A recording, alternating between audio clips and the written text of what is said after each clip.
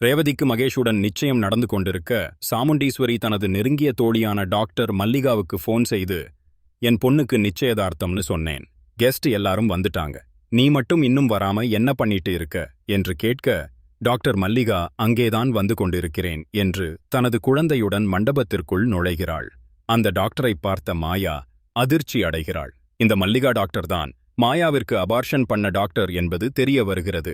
இப்போ மகேஷை மட்டும் இந்த டாக்டர் பார்த்துவிட்டால் எல்லா திட்டமும் வேஸ்டா போயிடும் என்று பதறுகிறாள்.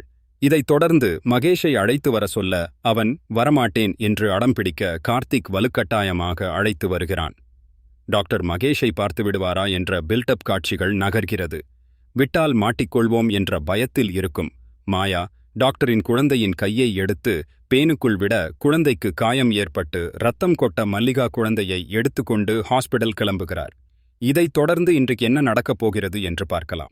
எபிசோடில் குழந்தைக்கு ஹாஸ்பிடலில் ட்ரீட்மெண்ட் கொடுத்ததும் கார்த்திக் குழந்தையிடம் ஏன் பாப்பா பார்த்து இருக்க மாட்டியா என்று கேட்க அந்த குழந்தை ஆங்கிள் நான் எதுவும் பண்ணல, நீல கலர் புடவை கட்டிக்கிட்டு இருந்த ஆன்டி தான் என்னை தூக்கிட்டு போய் பேனுக்குள்ள கைய விட்டாங்க என்ற விஷயத்தை சொல்ல கார்த்திக் குழப்பமடைகிறான். யார் இந்த வேலையை செய்து இருப்பார்கள், அதுவும் குழந்தையை இப்படி செய்ய என்ன காரணம் என்று யோசிக்கிறான். இதைத் தொடர்ந்து பாப்பாவிடம் இந்த விஷயத்தை யாரிடமும் சொல்ல வேண்டாம் என்று சொல்லிவிட்டு கார்த்திக் மண்டபத்திற்கு வர மாயா ப்ளூ கலர் புடவையில் இருப்பதை பார்த்து மாயா மீது கார்த்திக் சந்தேகமடைகிறான். கொஞ்ச நேரத்தில் மாயா உள்ளே போய் புடவையை மாற்றிவிட கார்த்திக்கின் சந்தேகம் மேலும் அதிகமாகிறது. அடுத்த கட்ட நடவடிக்கையாக உண்மையை கண்டுபிடிக்க சிசிடிவி காட்சிகளை பார்ப்பதற்காக செல்கிறான்.